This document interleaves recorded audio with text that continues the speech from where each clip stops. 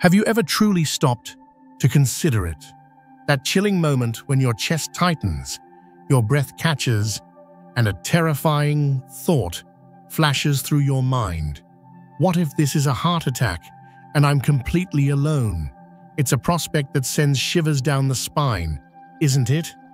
So many of us, especially as we cherish our independence, might push that fear aside thinking, it won't happen to me, or someone will surely be around. But what if I told you that for countless seniors, this isn't a distant fear, but a stark reality? And what if the very actions you take or fail to take in those first critical minutes could spell the difference between recovery and a far more tragic outcome? The sobering truth is that heart attacks don't always wait for a convenient moment, nor do they announce themselves with the dramatic flair we see in movies. And when you're over 60, the stakes feel even higher, don't they? But here's something crucial, something empowering. Even if you are by yourself, you are not helpless. There are definite life-saving steps you can take. Today, we're not just going to talk about surviving, we're going to uncover 7 critical strategies, 7 pillars of self-rescue that every senior absolutely must know. Are you ready to arm yourself with knowledge that could genuinely save your life or the life of someone you care about?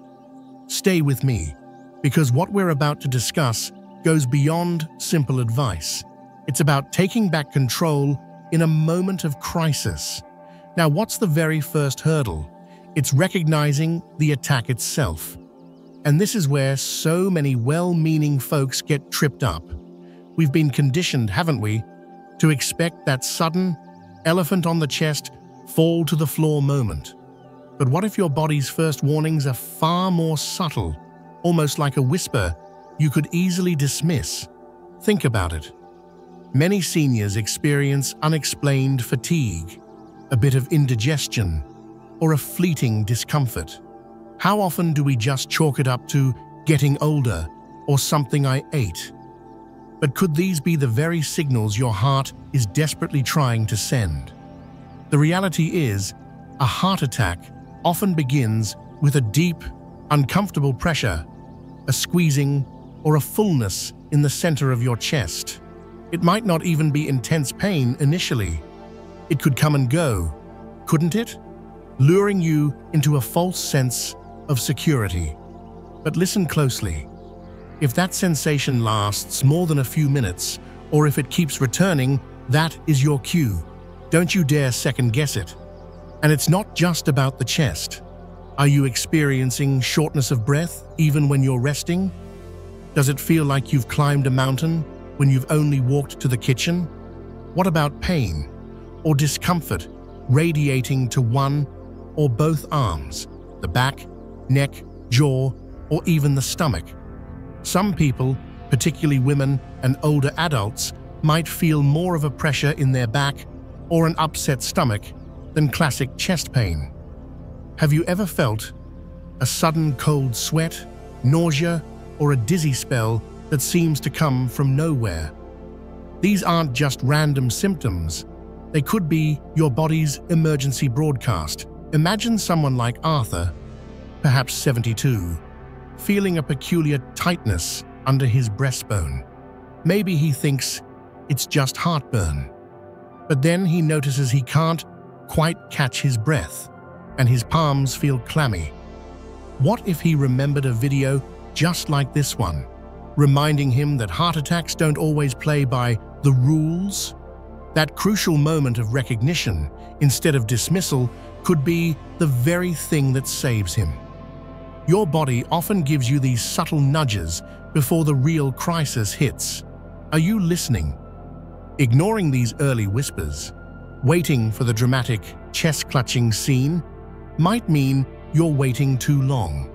So I ask you, if something feels undeniably off, will you brush it aside, or will you take it seriously? Your life could hang in that decision. So you've recognized those troubling signs. Your heart is pounding, fear is creeping in. What is the single most critical, non-negotiable action you must take right now? It's calling 911 or your local emergency number. And when I say immediately, I mean without a moment's hesitation. Now, I know what some of you might be thinking. Oh, I don't want to be a bother. Or maybe it'll pass. Or even, I can just drive myself to the hospital. But let me ask you, what if you're tragically mistaken?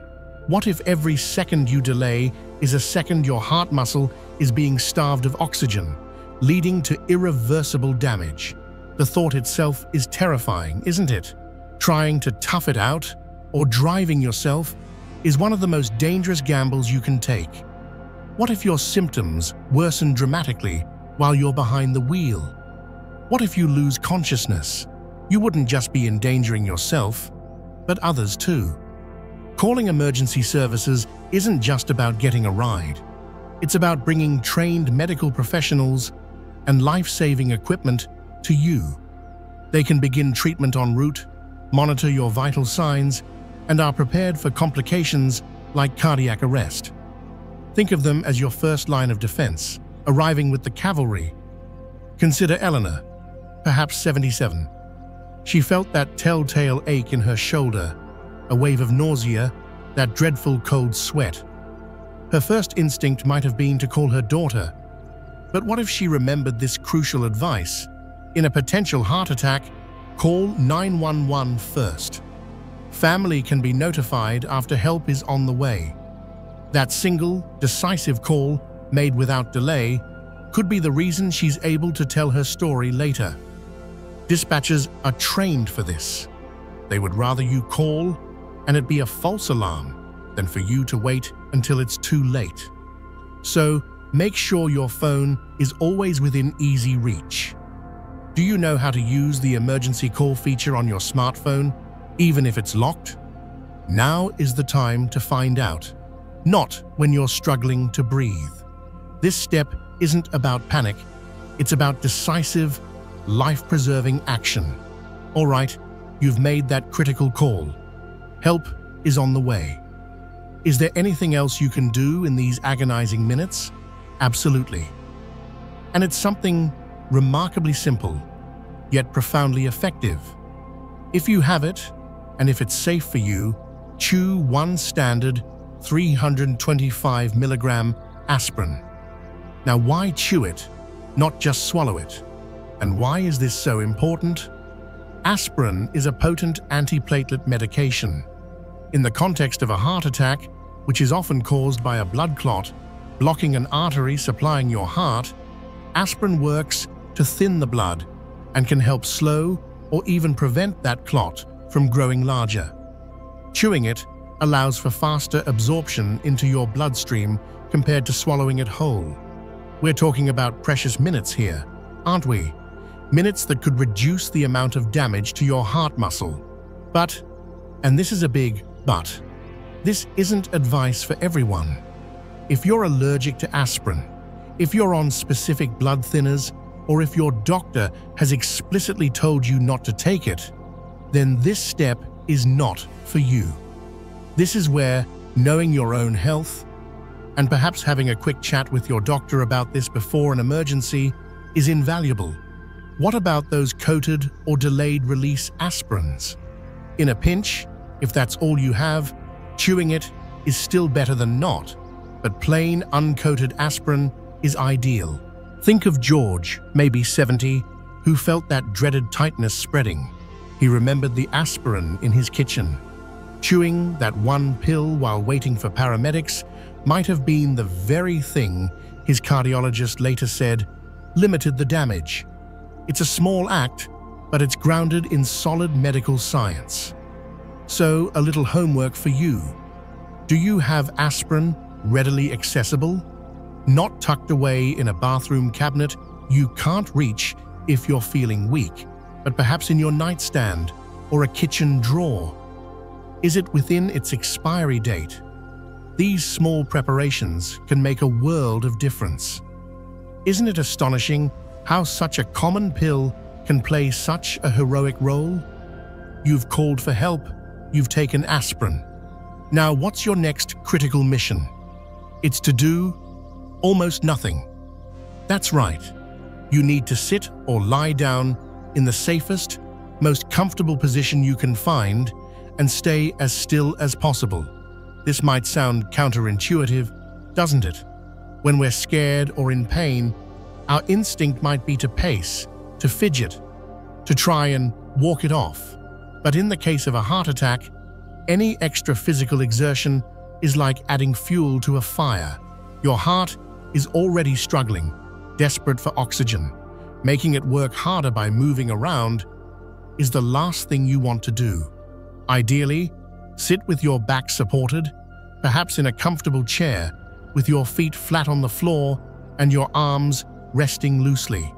This helps reduce your heart's workload. If you feel faint, lightheaded, or overwhelmingly weak, then lying down on your side, perhaps with your head slightly elevated by a pillow, is a good option. The key here is to conserve every ounce of energy. It's easy to feel a bit self-conscious, isn't it? Waiting for paramedics, just sitting there. But I want you to reframe that. Your stillness is an active, protective measure. You're giving your heart the best possible chance to stabilize. You're helping to slow your breathing. You're preventing your body from burning through its already limited oxygen supply. Imagine someone like Mary, perhaps 80, when that chest pressure began. Her first instinct was to tidy up, to get things ready. But what if she recalled a doctor's advice? If you think it's your heart, sit down. Everything else can wait. That simple act of sinking into her armchair and remaining still could have prevented her symptoms from escalating into a more severe crisis. So, if those warning signs appear, resist the urge to be active. Your only job in that moment is to stay calm, stay still, and let your body focus all its resources on survival. It's not about weakness, it's about wisdom. Okay, you're staying as still as possible. Help is on its way. Is there one small, practical thing you might still be able to do if you feel strong enough and it's safe to do so? Yes, unlock your front door. It seems almost trivial, doesn't it? But think about it from the paramedics' perspective.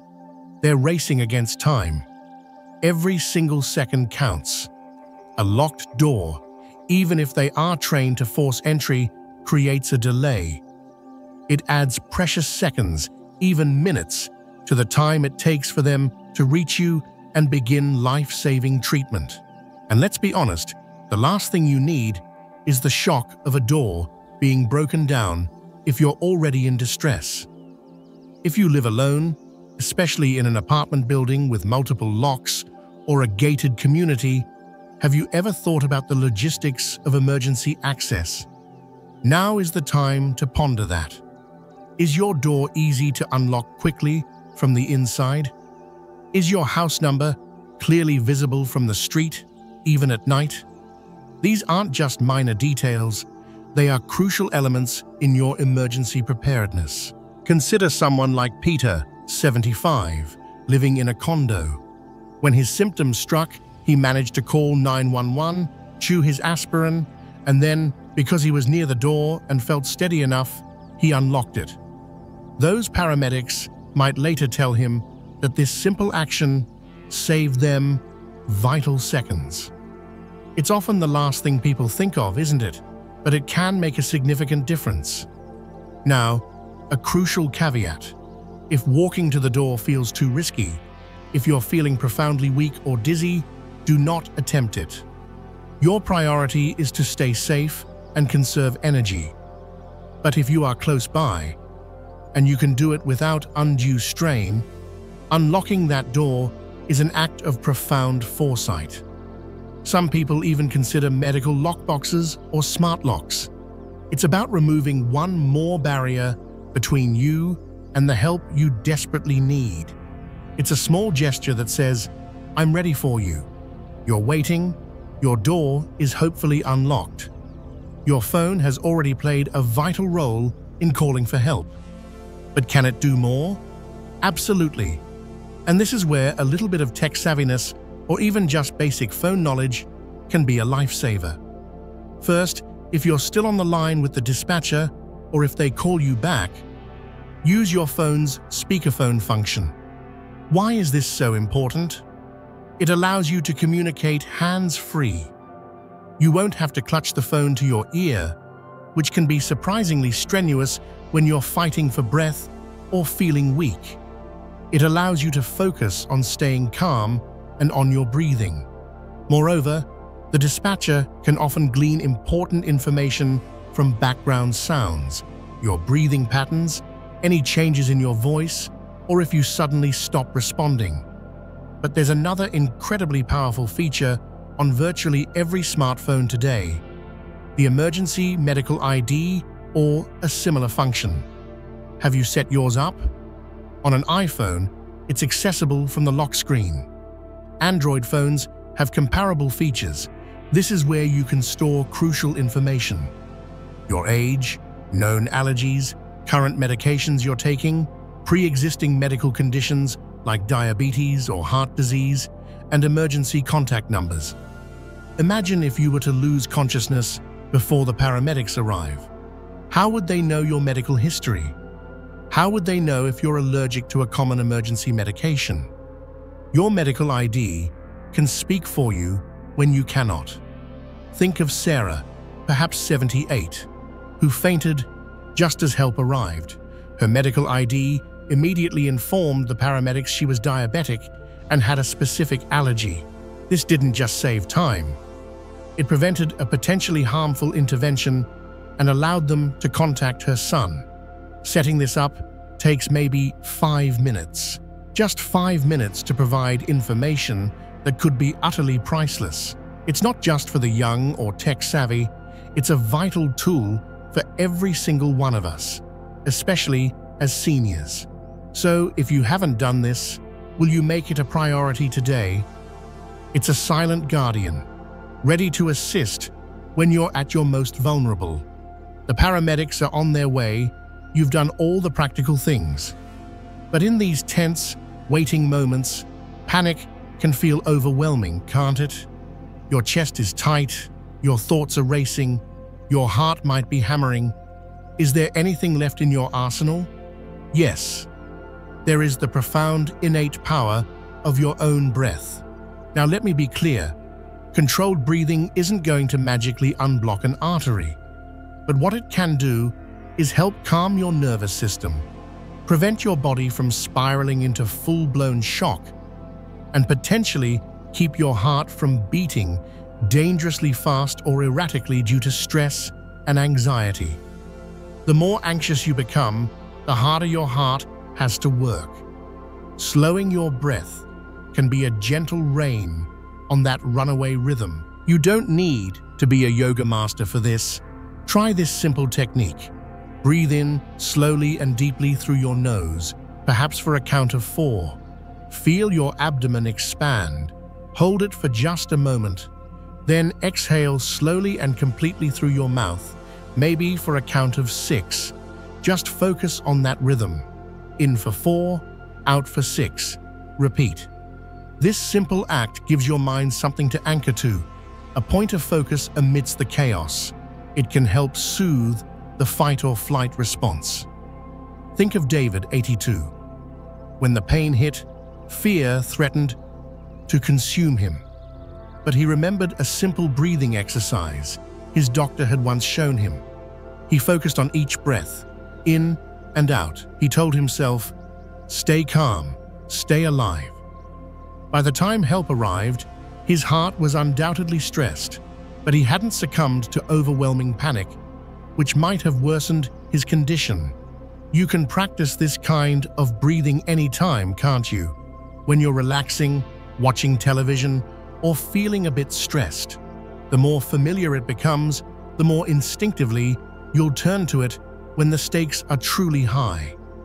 Your breath won't perform miracles, but it can provide a crucial buffer, buying you precious time, helping to keep oxygen flowing, and giving your heart a better chance to hold steady until help arrives. It's a testament to the incredible resilience built into our own bodies. So there we have it. 7 crucial steps, 7 anchors in a storm. Surviving a heart attack when you're alone isn't merely about luck, is it? It's about knowledge, it's about preparation, and it's about taking calm, decisive action. Recognizing those often subtle warning signs, making that immediate call for help, chewing an aspirin if it's right for you, sitting or lying down to conserve every bit of strength, unlocking your door to smooth the path for rescuers, using your phone's smart features, and steadying yourself with your own breath. Each one of these actions, seemingly small on its own, weaves together to form a powerful safety net. Each one buys you a little more time, gives you a little more control, and sends a profound message. Even when you are alone, you are not powerless. A heart attack can feel like the ultimate terrifying solitude. But these steps, this knowledge, should remind you that you have tools, you have strategies, and now you have a plan. Now, I want you to really think about this. What stood out to you the most today? Was there a step you hadn't truly considered before, or one that you now see with fresh eyes? More importantly, how can you take this knowledge and apply it to your own life starting today? Perhaps it's putting aspirin in a more accessible place, setting up your medical ID, or simply having a conversation with your loved ones about this. And don't keep this vital information to yourself, will you? Sharing this could quite literally save someone's life. Thank you for joining me on this incredibly important journey today.